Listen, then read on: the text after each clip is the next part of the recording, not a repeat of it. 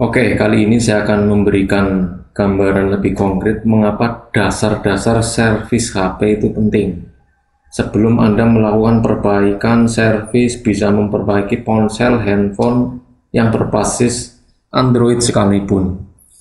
Jadi sebelum Anda bisa memperbaiki ini semua, baik jenis kerusakan yang lazim seperti hardware atau software ini, paling enggak Anda memiliki dasar-dasar terlebih dahulu mengenai bentuk-bentuk komponen elektronika, dasar komponen di ponsel, pengukuran komponen, mengenal alat-alat servis yang biasa digunakan untuk nyervis hardware maupun software. Kemudian analisa kerusakan, ini penting sekali, metode perbaikan yang tepat, terus repair ponsel sampai HP repaired and okay. Dasar-dasar servis ponsel ini sangat esensial, terutama jika Anda sudah mengenal komponen elektronika, dasar komponen, pengukuran, maka sudah pasti Anda tahu bagaimana analisa kerusakan sampai metode perbaikan yang tepat. Tanpa dasar-dasar ini, jika ingin langsung melompat belajar servis ponsel canggih seperti smartphone Android seperti sekarang, maka akan sulit, terutama insting dalam menganalisa kerusakan ini akan lebih sulit. Yang tidak kalah penting adalah mengenal alat-alat atau tool yang biasa dipakai untuk servis HP. Saya akan perkenalkan satu persatu, saya buat tabel seperti ini supaya lebih mudah. Untuk membongkar casing dari ponsel, Anda biasa menggunakan obeng T5. Untuk lebih mudahnya Anda beli obeng T5 yang paketan seperti ini. Itu semua jenis obeng T5, L, bintang, itu semua ada semua.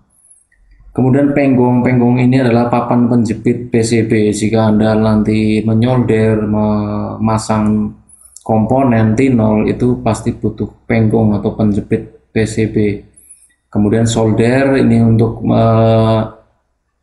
menyolder komponen ponsel, PCB maupun kabel. Pilihlah mata solder yang bagus dengan runcing dengan watt sekitar 30 sampai 45 watt. Kemudian di sini ada T0 yang lazim digunakan untuk menyolder. Di sini adalah Shonka.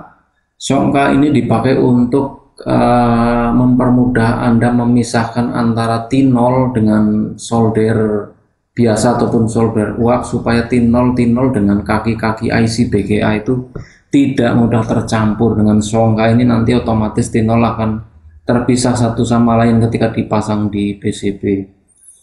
Kemudian di sini adalah T0 cair. T0 cair ini untuk apa? T0 cair ini untuk memperbaiki IC BGA, IC rebal, untuk merebal IC BGA. Jadi jika ada IC BGA yang rusak, entah itu jalurnya putus, entah itu T0-nya rusak, itu bisa di rebal, dibikin T0 ulang dengan T0 cair. Ada cetakannya di BGA cetakannya itu ada. Bisa menggunakan T0 cair, nanti akan timbul kaki-kaki yang baru. Ini bisa disolder ulang dengan blower uap.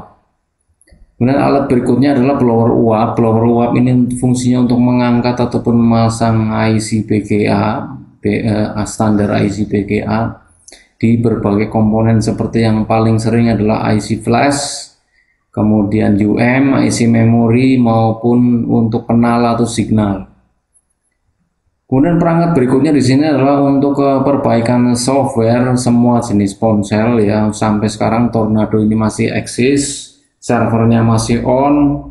Jika Anda menggunakan Tornado, artinya satu box ini Anda bisa gunakan untuk servis berbagai jenis handphone, semua jenis merek, baik itu smartphone, firmware biasa, OS dan lain sebagainya. Karena UFS 3 ini satu-satunya box yang sampai sekarang servernya masih hidup dan melayani download firmware handphone terbaru, flasher terbaru, semua jenis ponsel. Ini yang paling terkenal dari dulu dan hampir semua teknisi ponsel pasti punya UFS 3. Kemudian chip HWK ini adalah untuk mengaktifkan UFS 3 ini agar bisa flashing semua jenis ponsel. Ini chipnya, kartu chipnya hardware, bentuknya password dalam bentuk hardware, istilahnya chip HWK. Kemudian UFI box maupun ini ada Miracle Box, ini dipakai untuk flashing smartphone Android ya, smartphone yang baru untuk unlocking, untuk UI setting, untuk memperbaiki locks, ISP, lock UM, kemudian SIM card terkunci dan lain sebagainya, dipakainya UFI box. UFI dan Miracle ini juga familiar dipakai para teknisi ponsel selain UFS dan chip HWK.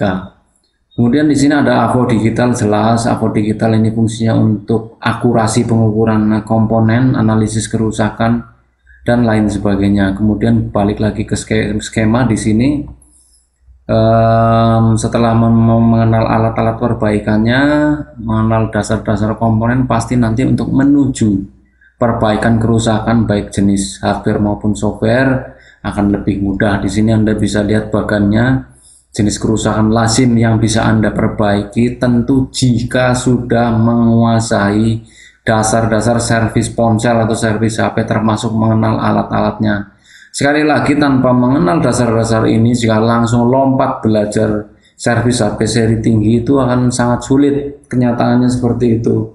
Jadi untuk bisa melakukan servis maupun repair ponsel dari kerusakan yang lazim baik hardware maupun software, dasar-dasar ini sangat penting sekali untuk Anda pelajari, untuk Anda kuasai. Dan jangan meremehkan komponen-komponen ponsel lama, jangan meremehkan komponen elektronika yang lama, karena di sini dasar-dasar di sini komponen-komponen aktif seperti PA, UM, IC flash, MCU, dari komponen sederhananya HP-HP yang jadul dahulu itu bisa jadi dasar Anda mengenal komponen-komponen yang paling grass, paling terbaru sekarang ini di ponsel smartphone Android. Jika dasar-dasar ini Anda kuasai, Anda bisa perbaikan jenis kerusakan seperti hardware seperti UM, CPU, IC flash, EEPROM, test point, no signal, tidak baca SIM, dan lain sebagainya. Software bisa juga karena metode Note ini yang dimaksud adalah mati suri, jadi handphone kadang nyala kadang hidup, istilahnya adalah Note. Kemudian di sini ada unlock itu ada unlock hard, ada unlock soft, kemudian ada update firmware. VW adalah firmware.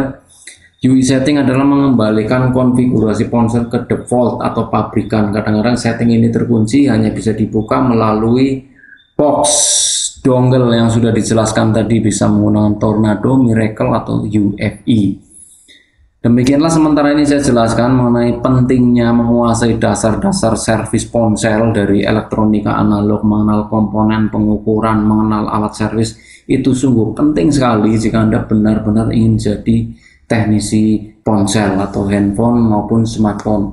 Siapapun Anda, jika Anda memulai, bahkan dari pemula, jika mengikuti instruksi ini dengan benar secara urut, tidak ada kata terlambat untuk Anda bisa melakukan servis ponsel. Mengingat sekarang kebutuhan untuk servis ponsel cukup banyak karena hampir semua perangkat sekarang didominasi oleh smartphone dan tentu membutuhkan tenaga teknis yang lebih banyak pula.